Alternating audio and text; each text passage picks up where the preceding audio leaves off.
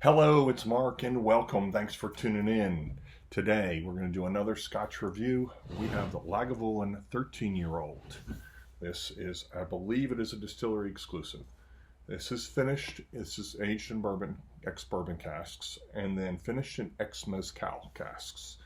So very anxious to try this with, the smokiness of a lot of mezcals, not all.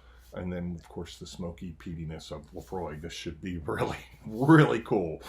So, yeah, let's see what we got here. I'm going to go and open her up and pour a glass, and then we'll talk a little bit about Lagavulin, which I think I've done. I think I did a Lagavulin before, but not very many.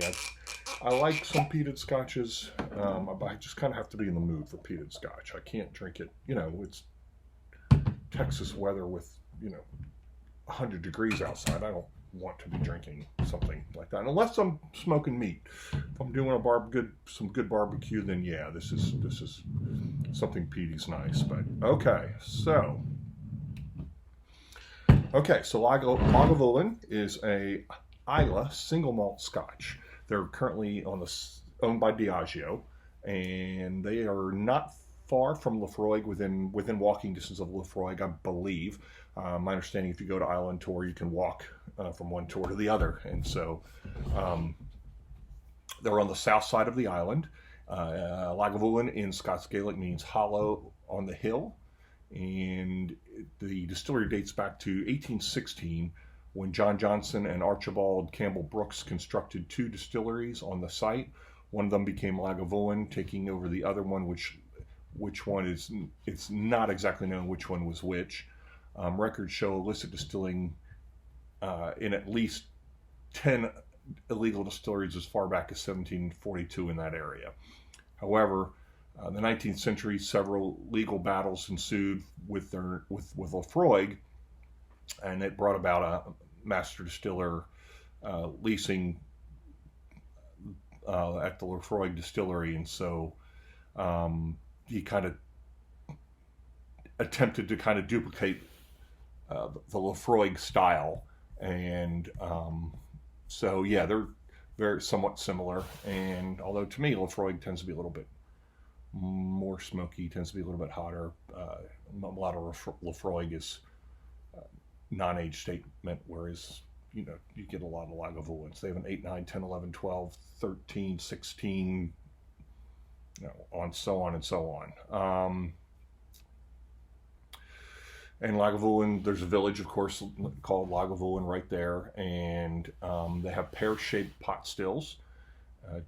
The two washes have a capacity of about 3,000 or so gallons. The two spirit stills do about a little bit more or a little bit bigger. So, okay. So, I guess I can show it to you. I'm assuming that this is not chill filtered because it's 54.8. And however, color, I don't know. It doesn't say anything about natural color, so I'm going to assume that there is some natural color in there. So there we go. The bottle is tinted, so no real sense in showing you but I will show you the actual bottle there. So, okay. So, let's see. On here, it just says number 11677 of 3,000 bottled, distillery exclusive, American oak casks, finished in ex-mezcal casks. So, okay. Yeah, I wouldn't expect it to be real dark using refill American oak and then using mezcal, because that's clear, or almost clear, depending on how old it is. So, okay. I don't think it says anything relevant to the whiskey on the box. It's bottled at cask strength. one of only 3,000 bottles. I don't think I knew it was that rare. I might have tried to get my hands on another one. 54.8. In 1816, local farmer distiller John Johnson founded the first legal distillery at Lagavulin, the hollow where the mill is. Okay, so I had that wrong. Where distilling began on Islay, guarded by the ruins of Dunveig Castle. Its whitewashed buildings still nestled in the rocky bay. Intensely flavored, Lagavulin receives the slowest distillation of any Islay malt. Each year, a special limited edition strength bottling is released, an annual event which is the Lagavulin Distillery takes part. 13 years ago, that is the first Lagavulin ever matured in refill American oaks and finished in Ex-Mezcal American standard barrels.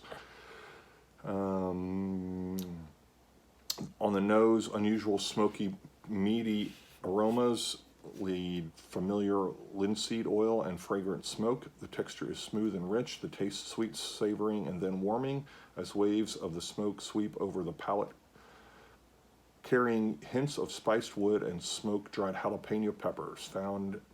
Newfound heat lingers with the smoke in a long finish. So there you go with that. Ex-Mezcal casks. Very nice packaging, felt inside. So, okay. Roll it one more time.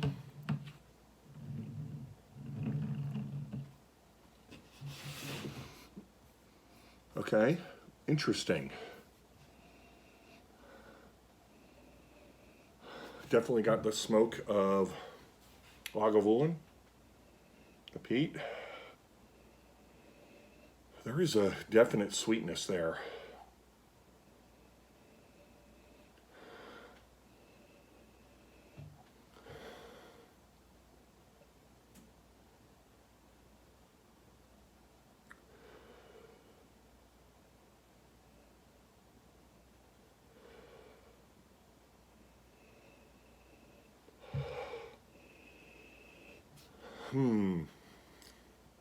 There is certainly some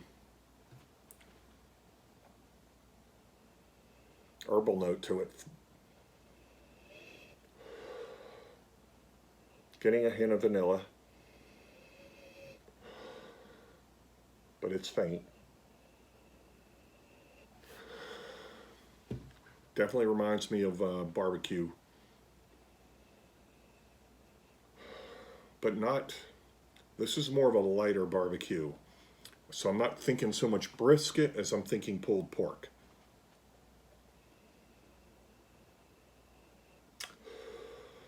You know, almost like if I did my pork butt and put some, herbs, wrapped it around with some herbs, like some thyme or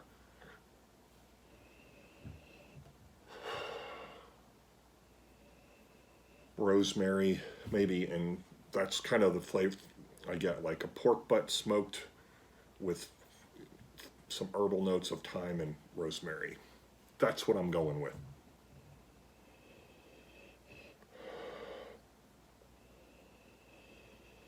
There is a little bit of that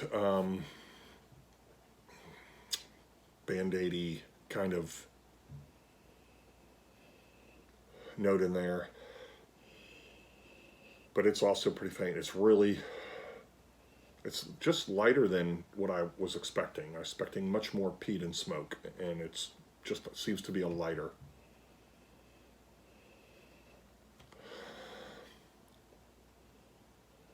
Definitely do get that meatiness to it, but yeah, okay, so let's see what we get. I'm really ready for this. I'm excited, so.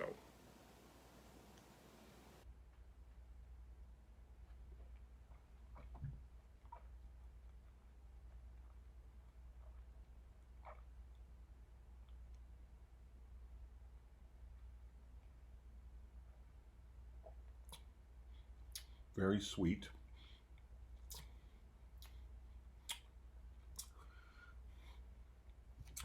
I get wood.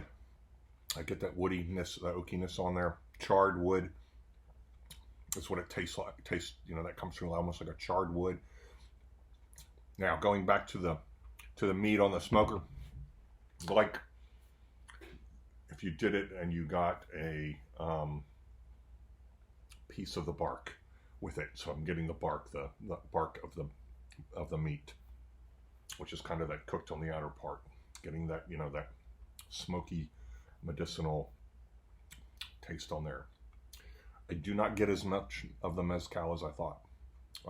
I've only had one other finish in mezcal, and that was the Dewar's. Wasn't a huge fan of it, but this is much better. Much better. It's shocking that Lagavulin would be better than Dewar's, right? Okay, so if I cook my pork butt and I had pulled off a piece of it and just a piece with the bark of the pork butt, this is what this reminds me of. Pork butt with a chunk of bark.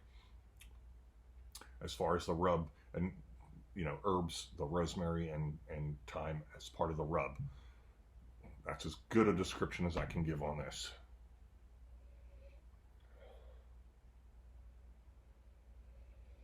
Okay.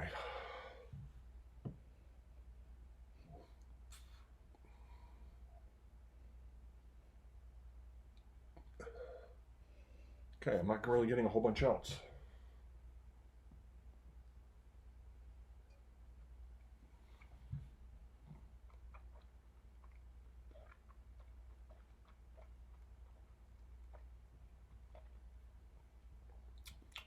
Okay, up front, it is sweet.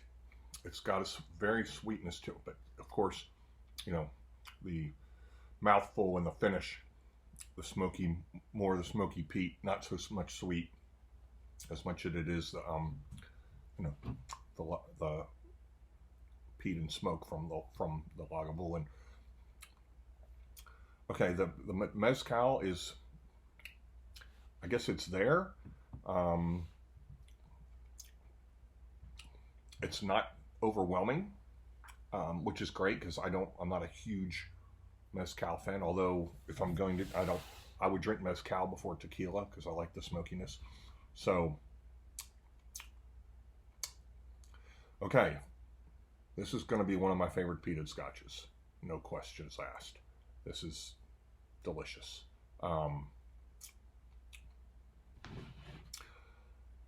I would drink this absolutely anytime I wanted a peated scotch. I would not turn this away. Again, this is going to be one of my favorite peated scotches. And it belongs on your shelf. Particularly with the mezcal. And if you want something mezcal finish, this is it. We'll go with, upside down. We'll go with 9. All right. Thanks for tuning in. Give it a like. We'll see you next time.